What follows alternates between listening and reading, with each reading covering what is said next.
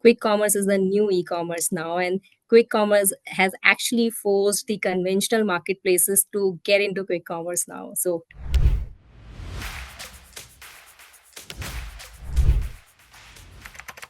A warm welcome to all. Today I'm in conversation with Rakhi Rana, COO, Head International Business and E-commerce. She has over 9 years of experience in e-commerce. So this is going to be a masterclass of a sort on e-commerce and selling online. From the person who has helped brand achieve a commanding position on online marketplace. So let's begin. Let us understand, break down for us what is e-commerce and how does this work. I don't think so. If people don't know about this, what is e-commerce? Everyone, it's not a new word now in this industry, because Indian e-commerce is pretty old, close to now 17, 18 years old, where FK started and Amazon joined the bandwagon in 2014. So it's pretty known industry to everyone, of course. And even in pet care segment specifically, if I talk about, it's growing by leaps and bounds. And especially the major acceleration, I would say, has come after COVID. Before COVID, if I talk about the industry size, especially pet care industry size was just 10%, and now it is touching somewhere around 28%. So e-commerce is contributing 28% of pet food industry. So this is how it has been growing. And we are expecting that even next year again gonna be minimum 30% growth rate should come in e-commerce itself. For the industry I'm talking about, I'm not talking about even rules share is growth rate is further higher. So we've been growing by 45% from past 2 years, and I'm expecting that even next year also we should grow at the same pace, right? And of course it is the convenience, and now not just e-commerce, which is the conventional marketplaces. Now the quick commerce has created a new buzz in the market, and I generally say this to everyone: quick commerce is the new e-commerce now, and quick commerce has actually forced the conventional marketplaces to get into quick commerce now. So What are the key areas, key elements that one should keep it in mind while embarking on e-commerce journey? If you are a new brand, what should be in mind? see, there are a couple of things. First of all, when you are starting your own website, do not keep your products only on your own website, because you're digital first. You should keep your products available on marketplaces also, and on quick commerce also, wherever you are able to get the entry. Especially when I talk about marketplaces, you don't need to, it's a marketplace, it's floodgate, anyone can go and list the products. So always have your presence across the platform, even if it is, say, pet specific industry, then even have your products on pet centric websites also, not just your or marketplaces. So create as much visibility as you can. Try to create awareness through your social media platforms, through even LinkedIn also, because these days it's also becoming a very good platform to create an ecosystem within the industry, right? Because you get B2B leads also there. So as I mentioned, have presence across, and create a decent balance between the marketing spends of your social media as well as your marketplaces and quick commerce, because there are lakhs of products, thousands of products on marketplaces. Your product will be lost somewhere if you're not marketing it well. So understand the nuances of marketing. And if you're a new entrepreneur, I would always recommend you should have an agency, because you can't do everything by your own. So always hire decent, and there are a lot of economical marketing agencies also available in the market. Always take their help, understand it, and then gradually grow. So this is what my recommendation would be: that presence across, good marketing spend, and of course have product availability all the time. So going forward, do you think these two factors, which are quick and the convenience, are going to be the mainstay for the e-commerce, the quick commerce, or will there be fierce competition on pricing? See, Binoy, I believe quick commerce is absolutely new e-commerce now, and it'll gonna stay for sure. That I can call out very loudly today.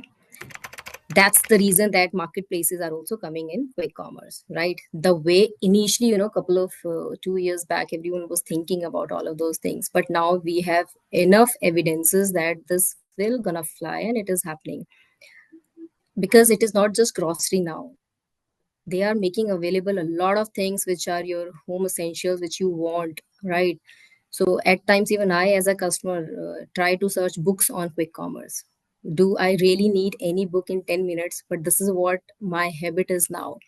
We generally say that follow the customer behavior, but quick commerce has changed the customer behavior. Hmm. They haven't followed it, they actually changed it. Otherwise, think 2 years back or 3 years back, have you ever thought of that you need something in 10 minutes? Correct. I mean, we've never thought of this, right? Yeah. But this is what has happened now, right? Maybe COVID did this, or how this idea came in everyone's mind. Hmm. It's Yeah. happening now, but this has become the habit now, and it'll gonna sustain for sure because Gen Z is Hmm. again on technology. They are absolutely on mobile and all of those Yeah. things. Generation Alpha, I'm talking about, they are Hmm. also on e-commerce absolutely. So Absolutely. their behavior and buying patterns are on online. And Hmm. again, everyone and these two generations, millennials are still patient. Hmm. But talking about these two generations, they are not at all, Faces, right? yeah. So this particular segment will definitely gonna stay, and Yeah. not just stay, will gonna even grow also. You know, the, for any brand, a smaller brand, medium brand, do they need to have a different kind of approach, different kind of strategy to crack this quick commerce? See, again, how quick commerce is growing, they are working on two things. First, they are expanding. Yeah. They are adding more cities, more dark stores, and everyone has announced that next year gonna be these many dark stores for them and these many cities for them, right? This is one thing they are expanding. Second, they are going now deeper. In one particular dark store or one particular buying location, if they have some SKUs, they are adding more SKUs. Even for us also, if I compare this year versus last year, it's doubled. The number of Yeah. SKUs are double now, and next year also we are expecting it will gonna further double, Sure. right? So they are now adding more SKUs, and especially, I mean, if I talk about even Zepto, we had a pretty decent interaction with them, and they have made it open also, so hence I can share it.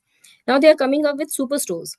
So in superstores, they're gonna keep almost 4 times of the assortment what they're gonna keep in their dark stores.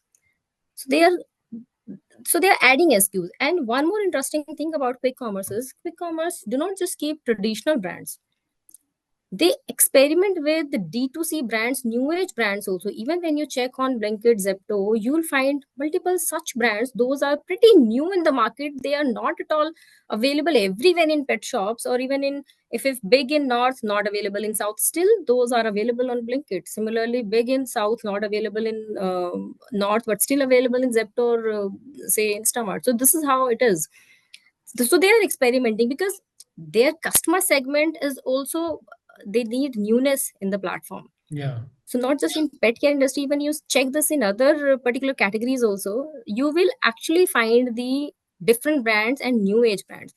So I would say that's the plus point for D2C brands or the new brands which are trying something unique. But Yeah. there should be some product differentiation in your product, in your brand.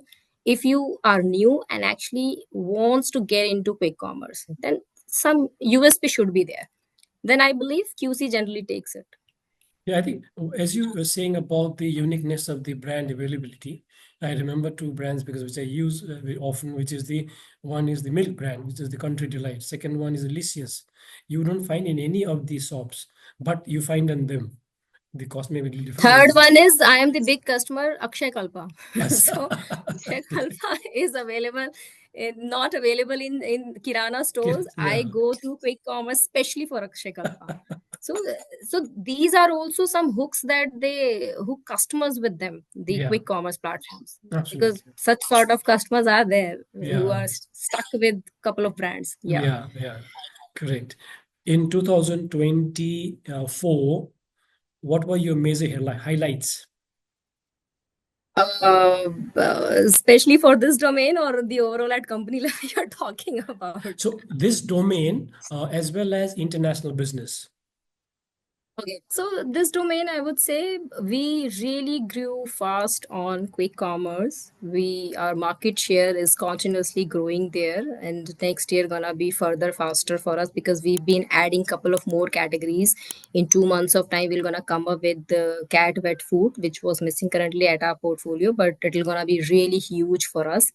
And then we are coming up with the significant range of dog and cat treats, so these two ranges will definitely gonna help us to grow at a rapid pace, right? So yeah, I mean, this is what is gonna happen, and what all things as of now we've done. Of course, the fastest growth, and number one, we declare that we are number one on Flipkart. Flipkart now. Yeah, Flipkart now, and third, I would say we kind of really been patient this year, and even since last year, I would say from past 2 years we've been really patient while looking at the pricing of in the market. The deep discounts were happening a lot in past 2 years on couple of platforms, but we have followed this policy that the communication should be one. We are one brand, one communication. Whatever we are doing offline we should do online, whatever we are doing online we should do offline. We should not confuse the customers. So that is something which we have, I would say, achieved in past 2 years, not just one, in past 2 years, and we're gonna follow this strategy across and next till eternity, I Till would say. internet, yeah. No, I think Yeah, good this is how. strategy because at the end of the day, selling offline and online is always a challenge together, right? For the brand, because the offline people would always think that you are going to sell on value which is lower than what you're selling on offline, and what is their motivation to sell.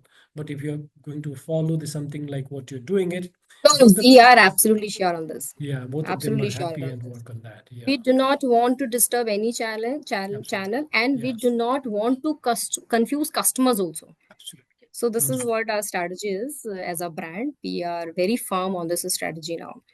Yeah, and from international perspective, this year we have announced that we are officially available on. I mean, our first international office is in Dubai now, which is in UAE, and it is like Drools only. So Drools is officially an MNC now. So this is how we can project it. We have a pretty decent team there. Six Yeah. people are working in Mm. with Drools there. We have our own warehouse, our own sales team. We are available in offline pet shops, trying to crack modern trade also, and we are already available in noon.com and amazon.ae. Okay. So pretty decent presence in UAE, and obviously Southeast Asia is also becoming decent for us. We have launched our Vet Pro range there. We have launched our signature range there. Yeah. Drools is also coming now. So these two regions, and as a strategy in international market, however, we are available in 22 plus countries. But now we thought of, let's focus on key 7 countries where we can replicate whatever we are doing in India, all the Sure. best practices. So we Sure. have selected 7 countries, and this year has been the key focus area for those 7 countries, Yeah. where from all of these regions, be it GCC or Southeast Asia. Correct. So yeah, these are a couple of achievements, I would say, which we've done in exports market. Yeah, And international market. thank you for your time. And Thank you, it's such a Binoy. nice that you give us such a lowdown on what you have done and what you're doing. Fabulous job.